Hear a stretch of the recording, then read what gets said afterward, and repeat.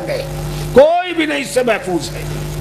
बल्कि ललुआ तो कुछ महफूज भी है थोड़ा सा, कोई भी नहीं। वो खड़े हुए जोश में, वो कहा कि मैं 15 रोज के अंदर अंदर ये काम कर डालूंगा। आखिर में मुझे शुक्रिया अदा करना था, तो मैं खड़ा हुआ, मैंने कहा कि भाई लालू भाई, मुश्किल यह है आप वही सियासी जुबान इस्तेमाल करने लगे। मैं आपको 1 साल का वक्त देता हूं, 1 साल में ये म्यूनिसिपल बोर्ड तोड़वा करके और यहाँ मेमोरियल कायम कर दीजिए।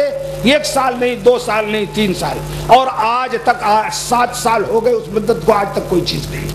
उनका फोन आया, एक आध मरतबा गुफ्तगू हुई, लेकिन कोई हासिल नहीं।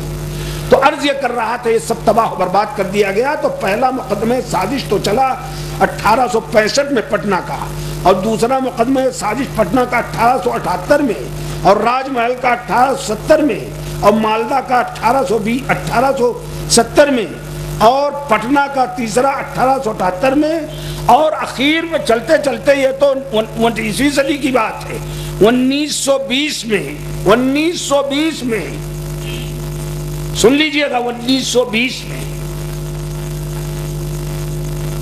काजी कोट पंजाब में काजी कोट का मुकदमे साजिश चला, जिसमें शेखुल इस्लाम अल्लामा अबुल वफा सनाउल्लाह अमृतसरी के नाम भी वारंट निकला। तो वो सिलसिला जो साजिशों का शुरू हुआ था, जो कुर्बानियों का शुरू हुआ था, वो खत्म नहीं हुआ।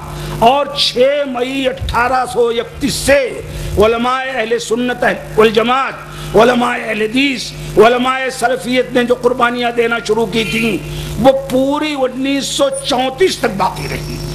मौलाना वली मोहम्मद फतूही वाला और दूसरे लोग चबरकंड और स्मिथ और कुनार वगैरह के इलाके में बढ़ करके अंग्रेजों से टक्कर लेते रहे, और वो टक्कर आखिर तक चला। लेकिन आज कोई नाम लेने वाला नहीं है। क्यों? इसलिए कि हम कमजोर हैं, और नज़ला उज़्र ज़ईफ़ पर गिरता है। और फारसी का शेर है मर्ग ज़ईफ़ी की सवा है जुर्म ज़ईफ़ी की सजा मर्ग मफाजात। यानी ज़ईफ़ी की सजा ये है कि आदमी अचानक मर जाए। क्या टाइम है भाई? प्रोग्राम कब से शुरू हुआ है?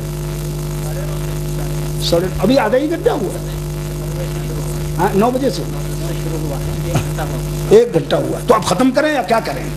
बैठे तो लोग हैं, चाहते हैं कि रात भर मैं इसी तरह बात करता हूं, लेकिन मेरी कैफियत जो है सेहत की वो ऐसी नहीं है, इसलिए मैंने इशारा। अच्छा, एक बात और सुन लीजिए, जब मौका आया है। चलिए कोई नहीं, जब तक आप कहेंगे, आप 11 बजे तक कहेंगे, 11 बजे तक। लेकिन शर्त यह है कि एक आदमी बैत करेगा कि वो फजर की नमाज जमात से पढ़ेगा। एक आदमी ने भी अगर फजर की नमाज जमात से नहीं पढ़ी तो मुश्किल हो जाएगी।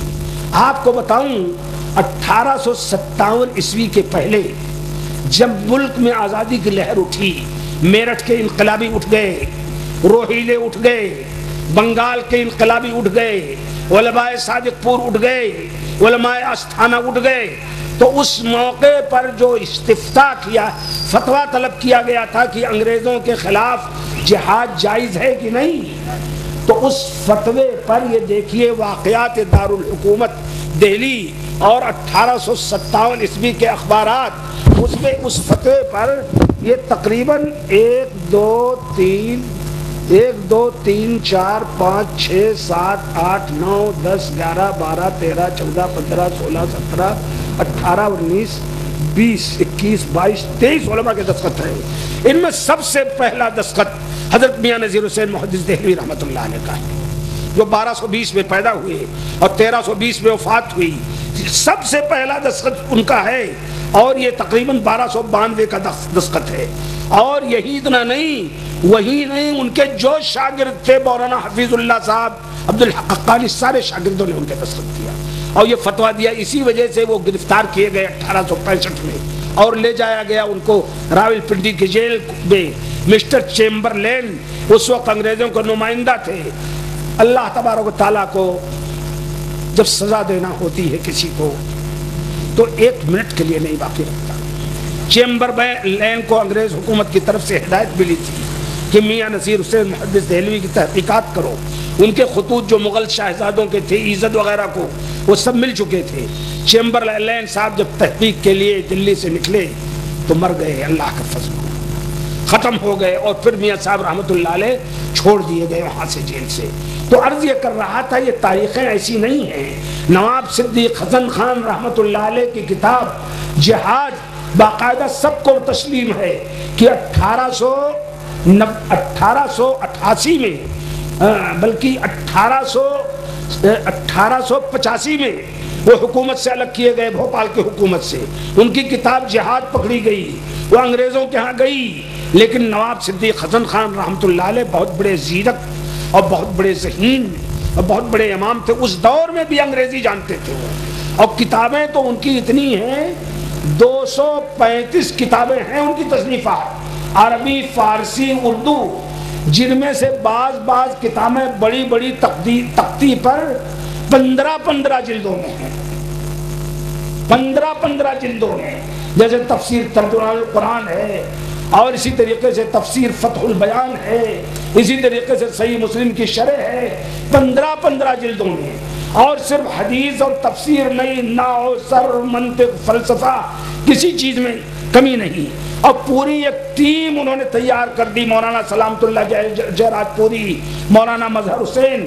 یہ کیفیت تھی دوستو، حیدرآباد کے تاجروں، وادی حدیث کے ذمہ داروں، سبق لو۔ نواب صدیق حسن خان نے یہ انعام مقرر کیا تھا کہ جو آدمی بلوغ المرام حفظ کر لے گا اس کو 50 روپے مہینے، اور حفظ کرنے کے بعد ایک بڑا انعام، اور جو مشکات المصابیح حفظ کر لے گا اس کو 100 روپے مہینے۔ آج جانتے ہیں 100 روپیہ کتنا تھا اس دور کا؟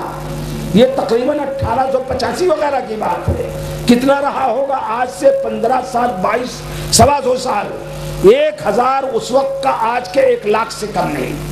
اس کے علاوہ ان کی جب وفات ہوئی تو قاضی محمد مچھلی شہری جو ان کے یہاں چیف جسٹس تھے، انہوں نے چاہا کہ یورپ پہ جا کر کے دعوت و تبلیغ کریں، تو ان کو 1 لاکھ روپیہ بیگم شاہ جہاں بیگم نے دیا کہ جائیں وہ لندن اور یورپ میں دعوت و تبلیغ کریں۔ ان کے دوسرے عالم تھے مولانا مظہر حسین، انہوں نے خواہش ظاہر کی کہ انہیں بھیج دیا جائے مکہ، چنانچہ مکہ اور مدینہ اور جدہ میں بھوپال کی جتنی روایتیں تھیں وہ سب انہوں نے دیکھنا شروع کیا اور سب کے نگراں رہے۔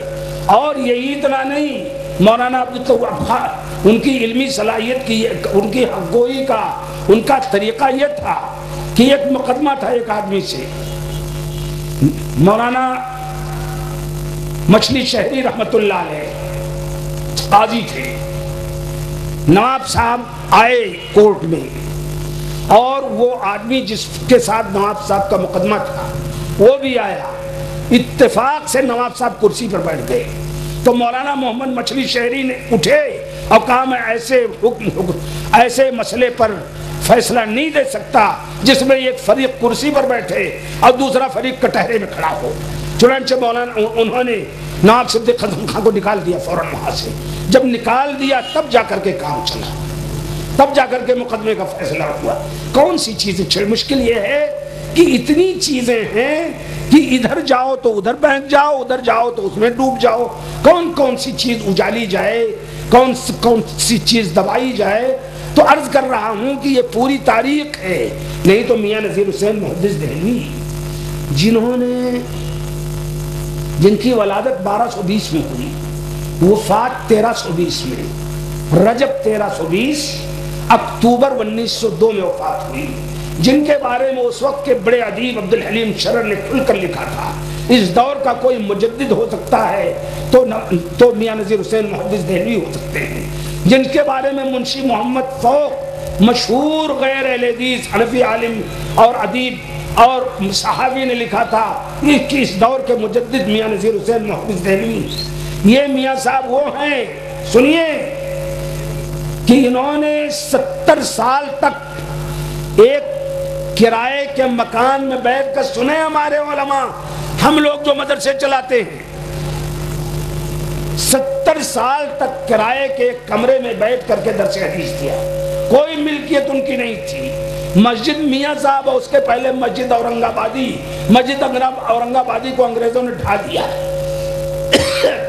تو گلی ہنگا کی بیگ کی مسجد میں پھاٹک حبش خان میں آ گئے، اور ان کے ہاتھ پر سارے مورخین کا اتفاق ہے نوٹ کر لو کہ 22 لاکھ سے زیادہ انگلش میں، 22 لاکھ سے زیادہ